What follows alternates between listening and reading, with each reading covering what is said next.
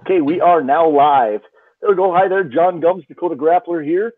I am with a couple great coaches out there, one from Canton, South Dakota, and one coming out of Fargo tonight. Again, this is John Gums, Dakota Grappler Coaches Live. We are here on our 8th episode of, I guess you could call it, or 8th recording. We're trying to get coaches out on there and just get some perspective on wrestling. Again, try to promote the sport that we all love so much, and basically have some fun with some coaches. Again, I'm going to first introduce our coach from Fargo South. He's the assistant coach, or, well, I call it Fargo South, but Fargo Davies now. Jared Fugelberg. He is the head assistant coach, and Keenan Spiess is going to be on tonight. Hopefully we can trust his assistant with his opinions, is what he says. But going to introduce him, and I'm going to ask him a question and then see how it goes. Now, I want to ask you first, Jared, how you got started in wrestling. Was it a family thing, or how did you get going, or in wrestling? Let's start there. Yeah, I started wrestling in 2nd grade. My older brother, of course, Tony Fugelberg, was a senior. So I grew up really young watching him, and a state title in 2000. And my goal from there on out was always to be, better than Tony. So that was always kind of the thing that pushed me, was I wanted to be better than the big brother kind of thing. So. Okay. And he just got his degree, and he's going to be looking for a job teaching out there. And we talked about that earlier. Sure. And so if you find a PE and a job and also some wrestling coaching, he's going to be available. Okay. Now on the other side, you got Jeremy Swenson, Canton head coach. They have had great success down there. In fact, ranked #1 right now in South Dakota Class B wrestling, and always comes up with some studs. And I went through there several times, and I tell you what, it looks like I don't know, they've got some good muscle and some size down there always. They've got the bulls coming out of that eastern side of the state. I'd like him, basically, I want him to introduce himself and tell me a little bit about your team this year, and we'll start right there. Mr. Swenson. Well, I'm Jeremy Swenson. I'm a co-head coach, I'd like to say. Jeremy Ask is also the other head coach, and he's the one that back in 2001 when he moved in from Alcester, and I came in as well, and we started building this program. And it's been about 17, 18 years now of working, and it's been very successful, and Canton Wrestling successful because we have amazing coaching staff. We always consider our coaching staff as a lot of head coaches. No one gets the title. I don't really like the title of head coach. We like everyone is equal in our room. So we get along with a lot of programs probably don't get along with that, but we seem to blend pretty good with it, and everybody has unique skills, and we all contribute in our own way. So I got started wrestling from my dad. My dad was a youth coach at Canton when I was growing up, and so he really pushed it on me and my 2 brothers, and we just fell in love with it, and didn't want to let it go when I went to high school, and then wrestled in college at Mankato State, and then came back to coach my brother, and he was the youngest out of all of us after I graduated, and just fell in love with the town of Canton, and that's where I'm alumni as well, but just been trying to keep that Canton pride, I guess, going for the last 16 years here. So is that how long you've been coaching back there? Is it 15, 16? How yeah. Many years you been involved? I coached there 8 years, and then I went out to Rapid City for 5, and then now I've been back at Canton for 5. Okay. So. Yeah, we'll have to talk some Jimmy stories. I know Jimmy pretty well down there from Mankato. You get back there, they've had some great success down there too. Great man. Great coach. Oh, yeah. He keeps himself looking so young. When I went to college, surprisingly enough, he recruited me for a little bit when he was actually at Valley City State first before he went down to Mankato. And Jimmy's a great guy. Love him to death, and he's a great guy for the sport of wrestling. Yeah. I'll give you more. Have you sent any wrestlers down his way? I actually haven't. I've encouraged some, but none of them. We push our kids pretty hard. I think by the time our kids get to high school, they felt like they already wrestled college. I don't know Oh, if yeah. that's why they don't go off very many of them, but I don't know. Yeah. We enjoy our time. We've talked about that a little bit. Like my perspective now. Jared, now did you think of wrestling in college much, or did you try it for a while? What did you do? Yeah, I wrestled 4 years at Minnesota State University Moorhead for Chris Nelson. Was the starting heavyweight for 3. Yeah, it was a good experience though. Pretty tough. That's the one thing I'll say about college wrestling, but hard work, you never regret it. Okay. How close were you to All-American? Now I apologize that I didn't know your whole college background. Tell me a little, how close, or what do you all do for them? Oh, no worries. Yeah, that's with how I did at regionals, I guess. I don't know if it was the environment. I don't know. But 0-2 a couple years. But actually, my last win of my career down in Oklahoma City for regionals, I and pinned the number 2 guy in the country in 14 seconds. So that was a cool one to end on, I guess. But would have been nice to go and qualify for a national tournament, but unfortunately, just never really worked out that way. Well, I tell you what, you probably have some good memories of college wrestling. That's pretty cool. Okay, tell us. Now I want to go back into South Dakota. Now, Canton's kind of had the, I don't know if you want to call it the luxury or kind of the downfall of jumping back and forth from Class A to Class B. How close are you to the borderline of going back up, or is places like, you think of Harrisburg and you think of all these places that are now, Class A, and you look at the numbers and they probably won't change. Is Canton on that borderline anymore? We're not. We're actually a lot lower in enrollment right now. We're probably around 25 to 30 below the number. So I foresee in the future with Harrisburg and Sioux Falls growing, I would think we would start getting some people moving in where we'd eventually move up and move back up into Class A. Mm-hmm.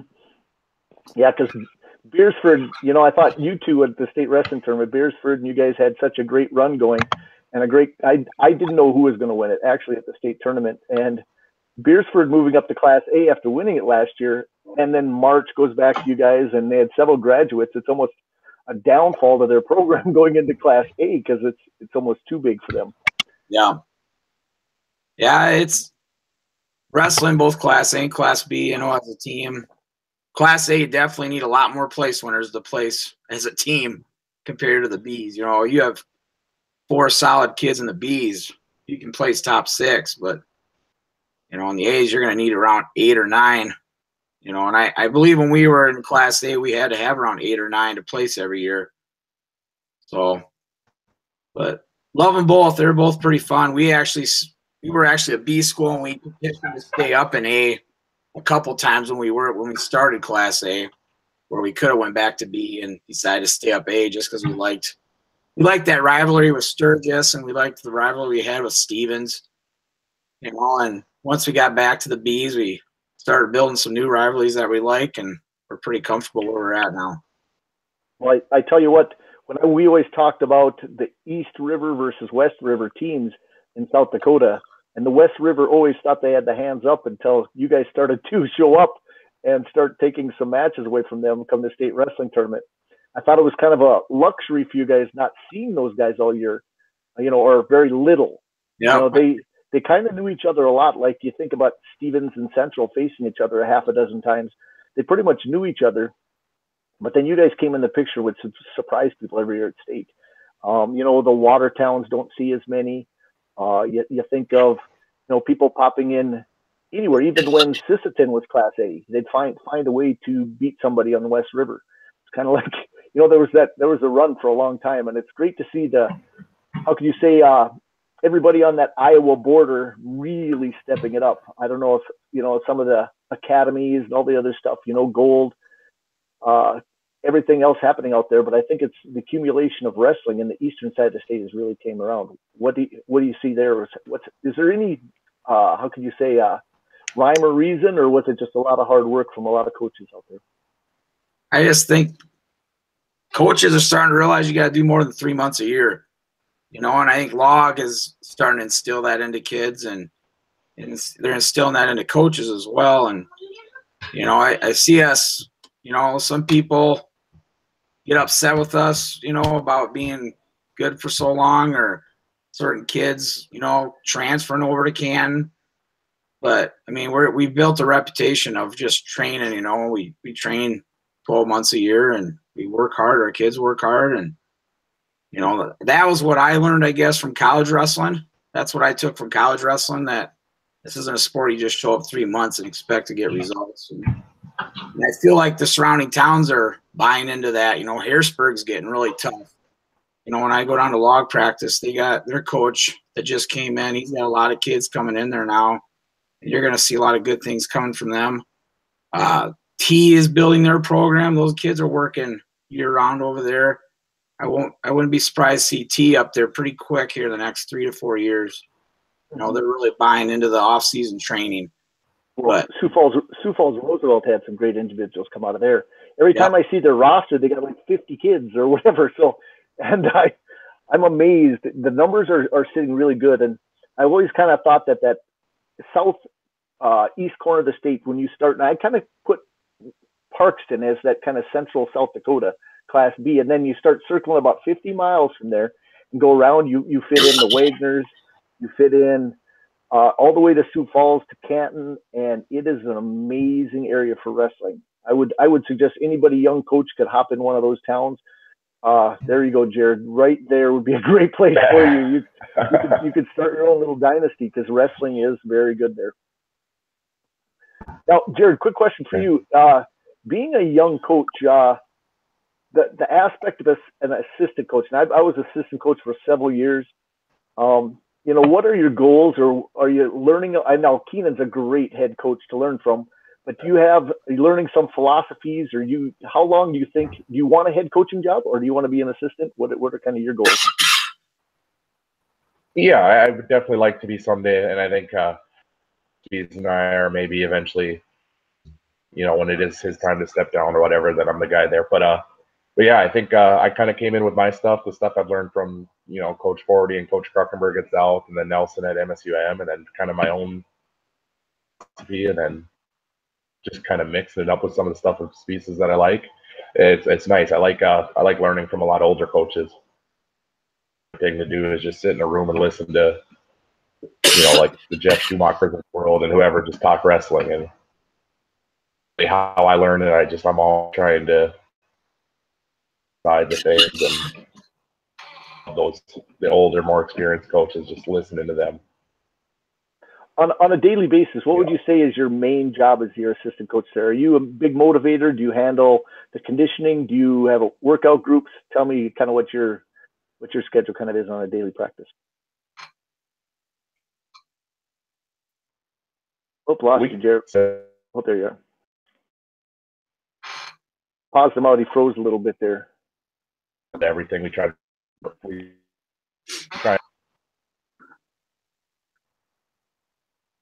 Did you lose me or what? Yeah, we lost you a little bit. We'll go back to that question here too. I don't know why we lost you a little bit there, Jared.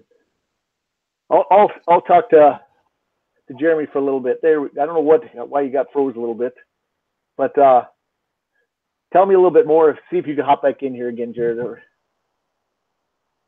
Oh, what I was saying, Speeds gives us a lot of when it comes to practices, us assistants, Joe Trottier, myself, and a couple other guys. So we do a lot of rotating, different guys running practices, different guys doing conditioning. I end up having to be the grumpy, mean coach that makes them do the hard stuff, but I think every room needs a guy like that. So you're the bad cop. Yeah, sometimes I got to be the bad cop, but somebody's got to do it, I guess.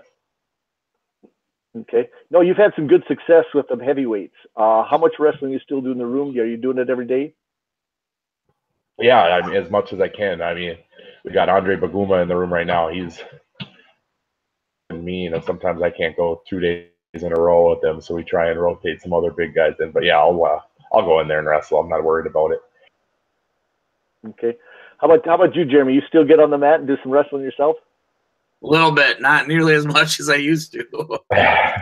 Body's getting sore, but no, not quite as much as I used to. We bring in a lot of coaches that are young coming out of college, and we try to get them in on them, going on them.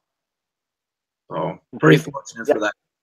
Now, I've talked to Jeremy several times, asked and stuff, and he's a big guy for, I know when it comes to technique, I see him always kind of, looks like he's paying attention to other people more than you know. He kind of, I think he secretly does it, but everybody kind of knows that he's I don't know if he's trying to, like, you think of a good coach, they're always stealing what other teams are doing or trying to analyze it. And I've watched him from a distance, and it always seems like in the back of his mind, he's checking out, let's say, he could be watching Parkston doing something, or he's got his connections to the Class A guys, and he's always asking questions in the background. I think he does his little scouting too. I don't know. Tell me kind of your philosophy on technique and conditioning there in Canton. I know you guys have the weight room open all the time. Your guys always look strong. It's almost like you build a little factory. If one guy just keeps growing and they look almost the same. But tell me some of your philosophies, what you guys are doing in Canton with the young wrestlers all the way up to the high schoolers. I mean, I preach doing the extras nonstop all the time. You know, I probably do that the most out of all the coaches. I always tell them, if I can show up, then you can show up. You know, there's 24 hours in a day. You know, you can sacrifice an hour a day to make yourself better. But yeah, we put a lot of time. You know, we got a lot of guys that do the extras when it comes to running, lifting, extra wrestling. Is that sort of what you're asking? Yeah, sometimes some coaches have. I know you mentioned that it's not a 3-month sport, and that's a big philosophy. I know several coaches, and I don't want to hold anything else. They've had good successes, but you don't see them just for some reason come that last little level. They don't seem to stack it up. But I know a couple coaches that really don't work out till after Christmas. They go really, really light. It's their philosophy, and then hit it hard come January 1. And one is Donnelly out in Phillip. He's a big example, and I've watched him have good success, but some of his wrestlers have to take it onto their own. You go back to Lincoln McElrady. I could tell stories that he told me about, riding from their place to the bike all the way to the interstate and back in the summers. That's a long ways. I don't know if that's 25 miles one way to the interstate and ride back, but there's a different dedication level some wrestlers have. But Phil's had some great successes out there. And I talked to him, and he kind of changed a little bit when his boy was wrestling. And, so I'm not sure he's a great guy for the sport, but he's kind of, doesn't want to always give up his ideas. But he had something about 5-6 years ago. I talked to him, and he said, really, he is not going to push the kids till after January 1. And so it was different. Yeah. It's crazy. So philosophy, tell me more. Yep. People, you gotta be careful how you push a kid too hard. Kids seem to run away. My biggest thing as a coach, and I think all of our coaching staff, we try to build relationships with our kids first before we start pushing them, and we feel them out. We come to the realization with some of our kids, that maybe aren't as stellar as 7th, 8th, or 9th graders, that if we just keep on them and keep them coming back, they might be late bloomers. We've had a lot of kids on our team. My brother was an example. He was a, slow, sort of a little chubbier in his younger age. And then finally he said, I want to train hard. And, he finished strong. He peaked as a junior and senior, and some of our other kids do the same.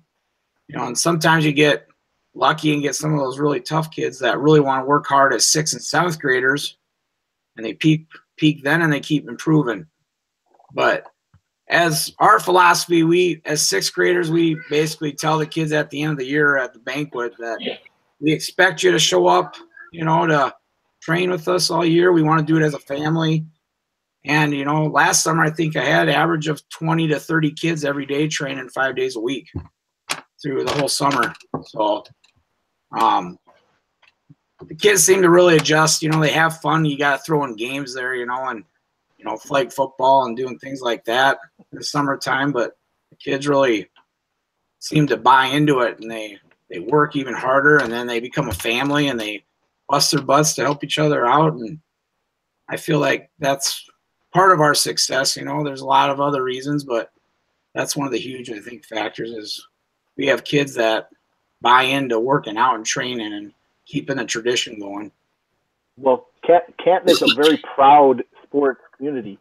They've had great football teams. In fact, do you coach any other sports too right now during the year? I just do middle school track. Okay, middle school track. You get all those throwers, Yeah, they just throw me all over.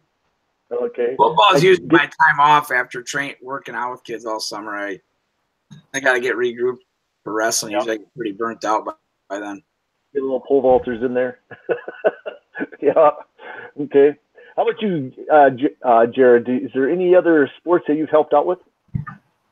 Yeah, I'm the defensive line coach for our varsity football team. I think I'm the defensive coordinator for our JV, so stay pretty busy all fall and then try and wrestle in the spring and in the summer. Okay. No, awesome.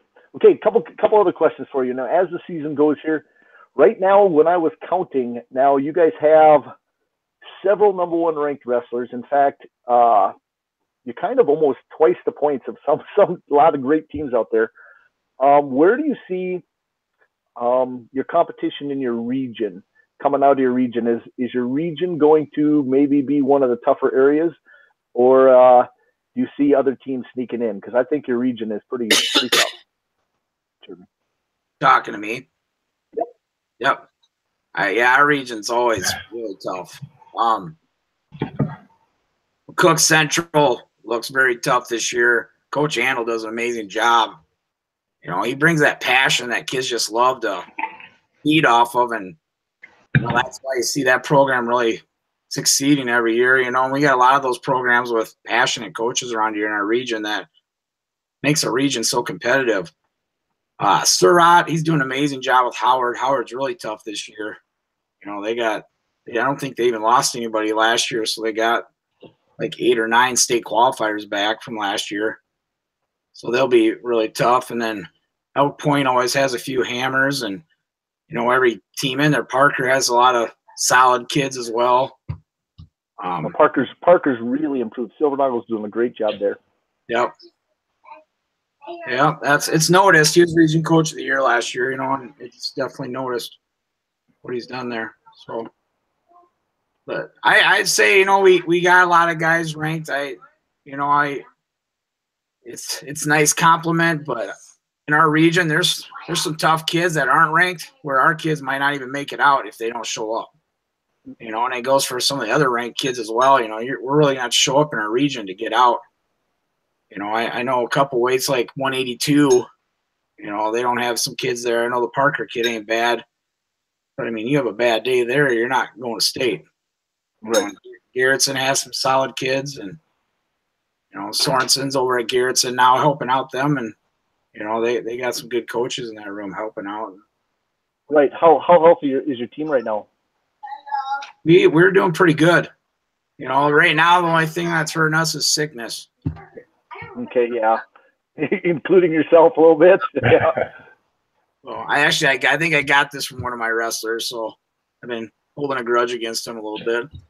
Yeah. No, I'm impressed with your 6-pounder. He's really come a long ways. Is he just a freshman, if I remember right? He's a freshman.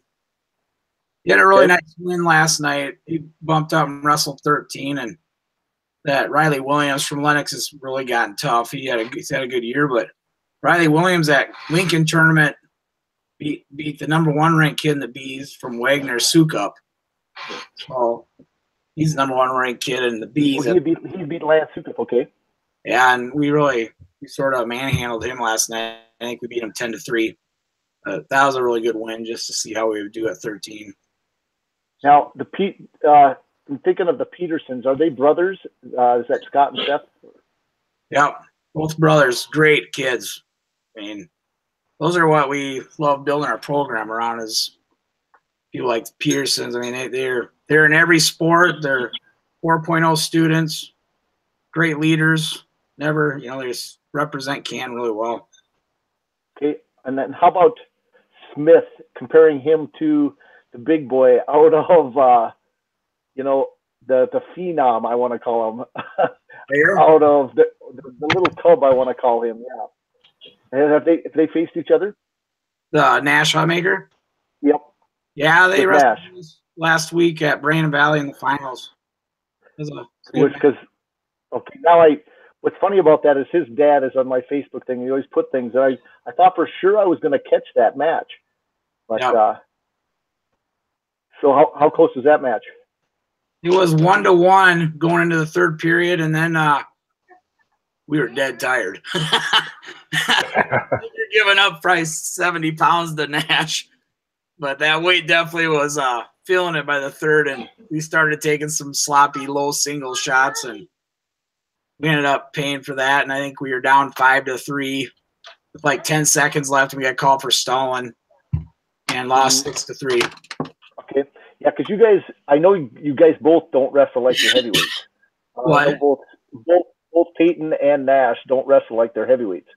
No, I mean, it's not a bear hug. Jared, if you haven't seen these two wrestle yet, they are phenomenal. Both these guys, if you had somebody that could recruit somebody for college, I would suggest both of these guys. I know that, Smith is a senior this year.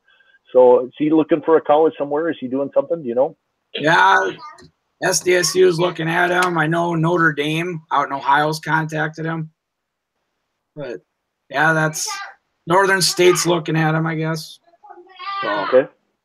But they're both Fargo All-Americans, Nash and Peyton at heavyweight. So they've both had success at the big level.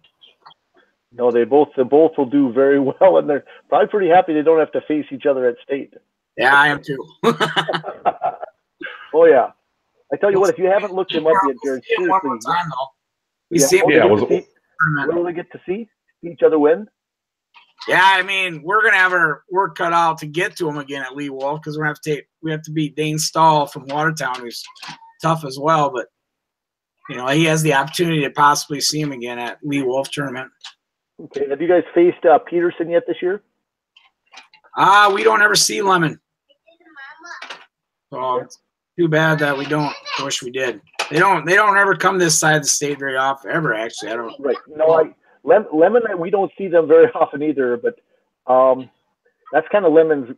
That's Coach's son, of course, and he's done very well. But how about you get to see Mobridge at all? I know they're traveling a little bit more. Yeah, the only time we see Mobridge is at Lee Wolf. Okay. Lee Wolf, because what's interesting about that is North Dakota goes down there a lot more. Mandan is down there. Century's down there. That's one heck of a one-day tournament coming in right before state. Very tough. I'm surprised they don't change it into a 2-day, because that is a barn burner now that they add a couple of those North Dakota teams in there. Yeah, you got all those Bismarck, Century, Legacy, and Winter comes up to that, and he's throwing Watertown and Aberdeen and a lot of those other towns. That's probably one of the toughest tournaments we go to during the year. Yeah, definitely. I tell you what, that's another great tournament. Let me think. I want to throw out a couple other names here. How about March? How has he been doing so far this year? And he's kind of one of those kids that he's probably ranked in the top 3-4 kids in the state when it comes to overall all the time. Tell me a little bit about his work ethic that people don't know about. Very hard worker. Great personality. He grew up. He lives in Canton. His family does, and he goes to our churches in Canton. And he left after 6th grade to go down to Beersford so he could attend Log full time, and then he finally came back this summer. But I talked to him a few times when he was in 6th grade in Canton. After he won Super 32, I went and had to have him show me his belt that day. So that was pretty cool. But he's actually quite humble, and he's very competitive. I've never met a kid. He has just a competitive nature about him, but he's got a funny personality where he just loves talking to people, and he likes to clown around a lot. He keeps it light then in the room. Other kids keep it light. That's good. You need those wrestlers. That's how Jared was with his guys. But I mean, he'll love to challenge or wrestle the toughest kid anytime he can. That's what makes him pretty special. And he's got some skills that I've never coached before, and Ask hasn't. We call him Coach K in the room because he'll always add things that we don't even know that he's learned from Log, or learned from all the Olympic Training Center. When he goes out there, he brings a lot of new ideas, and we really like that about him. Has anybody given him a close match this year yet? Lucas Anglin, he beat Lucas Anglin 1-0 the first tournament of the year. And he's another Log wrestler, and they're very close friends. They're training partners at Log. They have been for probably 7 years, I think they have. So they know each other pretty well when it comes to styles, and they've always been around the same weight. But that's his closest match so far. I think he's had 2 matches where he hasn't pinned kids, and that were both to Lucas Anglin. I tell you what, he's fun to watch. I enjoy watching him too. I tell you what, you got to be proud of this team, and hopefully they stay all healthy because you guys should have a very good year this year. Yeah, definitely. Okay, back to Fugelberg. Now this is interesting question for you. Is there any other coaches that you're real good friends with? There's one that's in fact wrestled for me. Are you still friends with Holbein?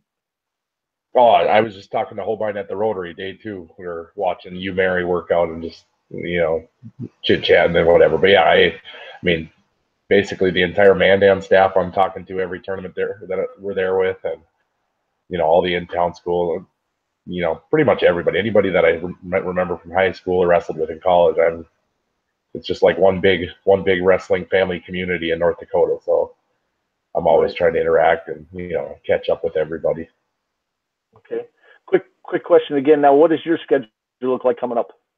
Yeah, so we go to the Moorhead High Gadberry duels this weekend. Then we'll see a couple Minnesota schools, but then we'll wrestle Jamestown there, and then we'll wrestle Grand Forks Central next Tuesday, and that'll be a pretty big one as far as seedings go. I think last night with West Fargo beating Valley City, we dropped down to the 3 seed with the 3-way tie the way it worked out. So that's a big one to kind of secure that 3 spot, and then from there on we kind of a couple more conference duels with Red River and North, and I believe those are our last 2, and then it comes tournament time.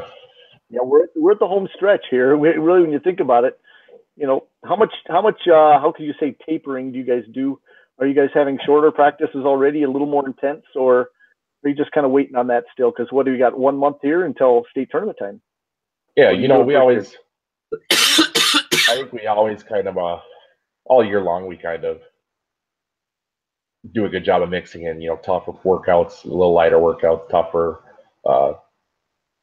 time where they kind of get to work on what they want as wrestlers. And so I think all year we kind of mixed in tapering and not tapering. So that same kind of schedule going on down the home stretch here.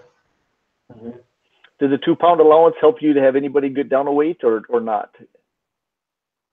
There's some things we've been looking at. We're not exactly sure, but definitely helps at some weights. It just comes down to whether or not we think that's the best fit for the team, and because at the end of the day, the goal, is an EDC title. So we're going to look at every little possibility and just try and figure out what's best. Sure. I don't know if you know that, Jeremy, or down there, but here in North Dakota, you guys get the 2-pound weight allowance at Christmas too, don't you? Yeah. Okay, because I know they changed a couple different things, but South Dakota has the rule where you got to weigh in half your weight. Is that right, at the lowest weight class? Yep, that's correct. Okay. Because North Dakota, we've kind of been burnt by that. And I wish I kind of had that rule up here too, where we've had people go down just at region time, and then you expect to get a seed and haven't wrestled anybody in that weight, and it really messes some things up some days. I'm pretty thankful we have it the way we do. I think it's the best way, and I think it's the healthiest way for kids, just for them to be able to balance their diet and prove that they can make that weight consistently. Some kids will cut, like you said, might cut that weight, and then at state they can't make it 2 days in a row because it was such a brutal cut, and that's too bad for those individuals that have been down there all year that didn't get that chance when they could have been at that weight. That right. kid. But North Dakota still does a descent plan and have to monitor all that. It's a little bit different there because you guys don't follow the descent plan, do you? No. South Dakota. Okay. Yeah, because I know there's the national rules and deviating from them is always kind of been a, how can you call it, catch-22, because the state always says they don't want to do it, but yet you do in some areas. Do you think it would benefit South Dakota to have a state dual tournament again? I do. Our town loves duels. That we get our kids pretty fired up about winning duels. So I was very disappointed we didn't get the state dual tournament back this year, but I didn't like the plan we had, set in place because, the better teams that are in those duels, they're going to be doing all these extra wrestling while the other teams have that chance to rest. And I was more in favor of state tournament first and then have the state duel last day. So you don't have to worry about kids dodging this individual because I have to wrestle them more in the semifinals. I don't want to show them my secret moves kind of deal. That's what's odd. South Dakota still believes that it's just too much sometimes to wrestle it all in one weekend. Yeah. North Dakota, we wrestle the state dual tournament the same weekend and space it out over 3 days. That's where they, there's nobody loses out the first day of the state wrestling tournament. There's the opening duels, and then they have the semis the first night, and semis. Basically, so it's interesting that you will go a single round of wrestling and 2 rounds of duels, and then you're going to have a duel, or do we just go 1 round of duels? Let me think about that. I got to think of our own schedule in North Dakota. But the whole idea, we've had several times where, the individual means so much, and that's kind of South Dakota's, how could you say, hang up on it, where they have a hard time getting it back because they're afraid that somebody in the individual will get hurt or doing the duel or something. So a lot of times what happens in North Dakota is you'll have we do the individual semifinals first, and then we'll do the placing matches after that. South Dakota does it different because they have their semis Saturday morning. North Dakota knows who's in the finals already coming to Saturday. It's Friday night. You have both the dual finals Friday night and the semifinals Friday night. So Friday night in North Dakota, if you ever wanted to see a tournament and being excited, filling the Fargo Dome with Class B people in North Dakota is just like South Dakota Class B, where they go nuts and they bring the whole town there. No. I just remember going into South Dakota there into Aberdeen, and one of the big things used to be is, let's say you're leading the state tournament, Canton or whoever it is, and then you got 8 other teams cheerleading against you. They line up on the side of the mat, and all of a sudden you got the whole region is against you, whatever it is. So it's kind of interesting. Yeah. Canton brings their fans. I tell you what, I've seen it many, many times where they'll load a whole section of that blue and yellow, and basically it's no man's territory, but Canton going through there. Yeah. That's a big helper for our kids. That keeps them motivated too. They know the fan support they have. They feed off that and they love it. So one thing I do like about North Dakota though is they allow you to take more than one kid at a weight to the state tournament. That's pretty awesome.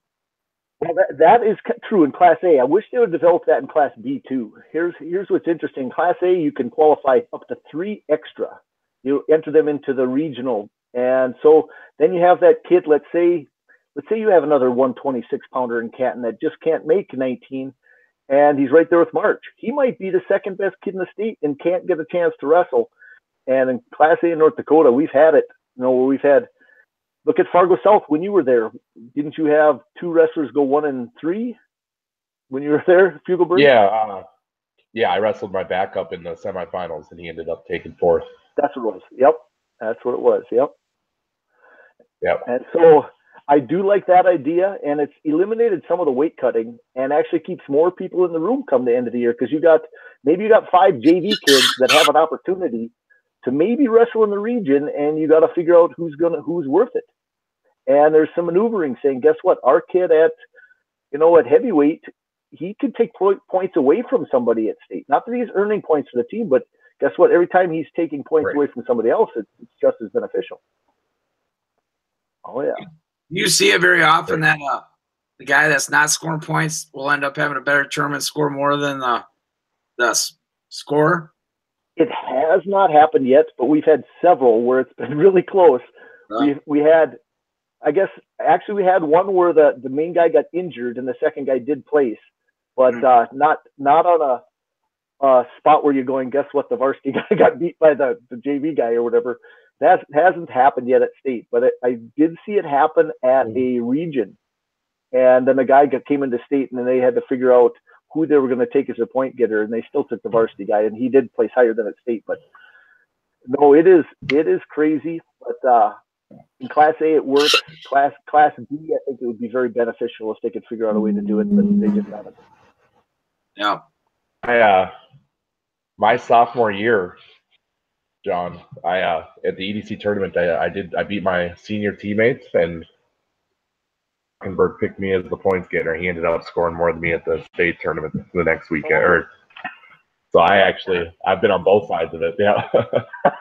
Okay, I didn't know that. It's kind of cool information you can find out every time. That's because I knew that you had. I think you might have every year had two heavyweights while you were there that I remember. Is that true? Yeah. That every year you were at state, you had two heavyweights for your team? My sophomore year, I was at 215. Oh, that's right. And then after that, yeah, it would have been me and Josh Schlicht. Yep. No, it's amazing that we could do that. No, is there any other things you'd think rule-wise or things that could change? Do you think it would benefit Class B? I've been asked this many a time. If they went down just for the dual, if it dropped down to 12 weight classes or maybe even 10 weight classes, would that help get the dual into South Dakota? So that these other Class B teams would say, yes, we still probably could face these teams and have a chance? I think they could. I wouldn't mind maybe cutting an upper weight and add another lower weight. It seems like in Class B, we got so many kids that weigh between 90 and 100. I think we got like 5 on our team. I wish they brought back like the old 98-pound weight class and then maybe cut a bigger weight. Because just like we're going this weekend to a tournament, and I think there's only 2 heavyweights out of 13 teams. That's just disappointing. Drive that far for one match, possibly, and where then you got 106, we got close to 30 kids, and I'm betting over half of them probably weigh between 90 and 100 pounds. Mm-hmm. So I think that'd be good to have a lighter administration issue. One of those upper. Right. No, I see that administration doesn't want a lot of 7th through 9th graders wrestling, and I don't know why. I think as coaches we understand it that people develop differently, and 7th through 9th graders are not always facing seniors, and they're all going to be the same weight, and they don't think it's weight that is the example. I've fought many or had long discussions with administrators that don't want 7th through 9th graders, or at least until they're freshmen, wrestling varsity. You guys got any opinions on that? We'd have a hard time competing if we didn't allow 7th, 8th, and 9th graders, because that's most of our team. For us as a Class B team, I think we have 23 wrestlers out just in 7th and 8th grade, and our 9th through 12th, I think we have we have like 18. We have more 7th and 8th, and so we're very thankful in South Dakota they allow 7th and 8th graders to wrestle varsity. That keeps our program going, I believe. Mm-hmm. How about Fargo? What are you thinking out there? Yeah, we wouldn't have a lot of depth, especially at 106, 113, 120 without some of those younger kids around. So I think it definitely is beneficial for us anyways, having the middle schoolers up. Well, Bismarck kind of has a rule. Now, this is different for a lot of places, but see, they have a middle school season that starts early. It starts in early October, and they run it until January 1. And they say that they're doing this so that kids could play basketball and wrestle. And I'm not a big fan of that idea of how they're proposing this all the time. But what they have to do in Bismarck is if you have a 106-pounder that is a freshman through senior, they basically get first chance at varsity, and 7th and 8th graders can't until after they go on Christmas break. They can't even wrestle off to the position. And those that have junior high, they have to sit out the first 2 weeks of the junior high season so that they can stay eligible for the varsity season, because it'll also be too long of a season. And so it becomes kind of interesting. Coaches got to manage it and really know their upcoming wrestlers. And so I don't know if you knew that, Jeremy, down here, but that's how it is in Bismarck. Couple more questions. Now, what do you guys do? Do you help with the kids program a lot? And if you had a parent coming up to you right now and asked what age their kids should start wrestling and traveling, not just wrestle, practice-wise, because I think you could start out really early if you keep them close. But when would you say that you would suggest parents that they should start taking their kids to tournaments beyond their own local area? How about you, Jeremy? My son is 3 years old, and he just started youth practice for the first time last Sunday. So that was actually a lot of fun. He had a blast. So everybody's different. I know my sister started her son way later, and she's telling me now she wished she would have started him early, and then I hear the opposite. I think I've heard Steve Kessler, his son that was a stud, Josh Kessler, he didn't start wrestling until he's like 4th or 5th grader because he didn't want to burn him out, and I think it just depends on the individual. But Coach Ask runs our youth program, has for the last 6 or 7 years, does an amazing job with our youth as well. And his son is just turned, he's a 7th grader. And so now he's starting to put more time into the high school, which he's actually put a lot of time into both his whole career. But his biggest thing is just having a lot of fun with those kids and not pushing the tournaments. Tournaments are always an option. So a lot of the kids just come in and they have a blast. And if they want to compete, go to tournaments, then we're jacked for that. But if they don't, just keep coming and getting better, and we'll see how it goes. One person that I always listened to was Coach Altoff at Watertown. He coached at Canton for a few years, and he's got some studs for boys. And he'd always talk about how first year he had his kid out, he didn't bring him to any tournaments. He wanted to learn a little bit, and then he sort of waited till his son started to beg him to go to a tournament, and then he let him go to one tournament, and he wanted him to want it, and his son eventually started wanting to go to every tournament, so he sort of baited him, sort of got his kids excited. But I thought it was a pretty cool way of getting his kid excited about going to tournaments. He wasn't saying, hey, we're going to a tournament this weekend. He sort of went to practice. He started hearing other kids wanted to go to practice, and and then he started wanting to go to tournament after tournament, and then it was sort of his son taking ownership of wanting to wrestle. But thought that was pretty cool on how he got his son, because I know Aaron Altoff's a very competitive wrestler, wrestling for SDSU, and I was always curious because he was a workhorse and he wanted things done, and I was wondering how he got his kids so excited, but that he didn't push them into it, right away. So those are some of the methods I know I'm going to use on my own kids. It's, they'll wrestle for a while, and then, hey, we'll go to one tournament this year, and you like it, you want to go to another one, you got to ask me. I'm not going to force it, and then eventually keep working up. I tell you what, it's interesting on how that works. Yep. How about you, Jared? You got a girlfriend or kids yet? What's that? You have any kids? I don't think you do. No, not for 10, 12 years, or I don't know. But yeah, I think I got to agree. I don't think there's a good. I mean, every kid is different. There's no right answer, I don't think. I mean, just looking at what I've seen, you got guys that have wrestled their whole lives that have similar success levels with guys on our team that started wrestling halfway through their sophomore year that are looking to place at state or whatever. But yeah, I gotta agree. I think it just comes down to every single different individual and when the right time to start is. But I think giving the kids the option, letting them choose, letting them say, "Hey, I want to do this," I think that's the right. Right. I think the biggest obstacle we have as coaches and supporters is keeping wrestling fun, because wrestling is tough out there. Somebody wants to beat you and beat you bad, and it doesn't feel good.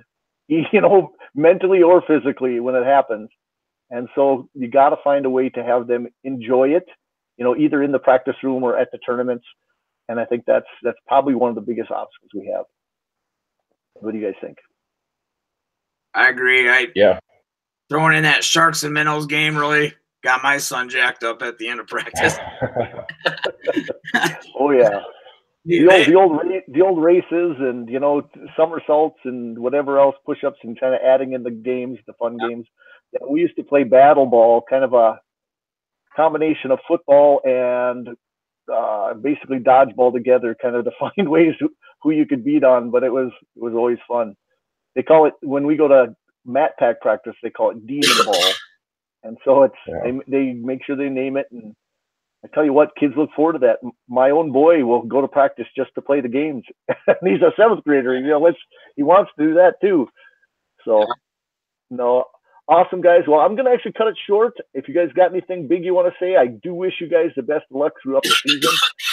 We are sitting here over and just talk wrestling. But Jeremy, anything last things you want to say about your team or anything? I'll let you go first. I just appreciate everything you do, for the Grappler. It's awesome to have that luxury of going on and being able to see results. I really don't even know how we survived back when I was in high school wrestling. You just have to wait for a newspaper. Now you get so much more information. That's pretty sweet. I'm pretty thankful you got that going, and I appreciate everything you do, I guess. So thanks for having me. You betcha. Thank you so much. How about you over there, Jared? Yeah, it's thanks for having me on last minute. Hopefully I didn't let Coach Spies down too much. But yeah, I'm looking forward to this home stretch here, and come EDC and state tournament time. It's one of the best times of the year. Thanks for having me, and we'll see you around, I'm sure. Oh, definitely. Well, guys, we're going to call it last call here, but I tell you what, to you guys, I love you guys coming on, but anytime you guys need anything wrestling-wise, just get a hold of me, and I'll do my best to help you guys out. I'm here to promote high school wrestling in any way I possibly can. I've got a T-shirt waiting for you guys, so I'll get your size when I log off here. So don't exit out for a couple seconds, and I'll get you guys something really nice for coming on. I appreciate it. And again, John Gums, Dakota Grappler. This is our 8th episode. Guys, go into this, like on the bottom, subscribe, go on to YouTube, get other people to go watch, because it's getting our sport some publicity. That's kind of what I want more than anything else. Get those kids out there. We do throw a few of the names out, but there's always so many more. If you guys ever want to come on again, just get a hold of me, and I'll have you guys on again anytime. Okay? Guys, Dakota Grappler, episode 8. We are out, guys. Thanks. Yep. Thanks, John.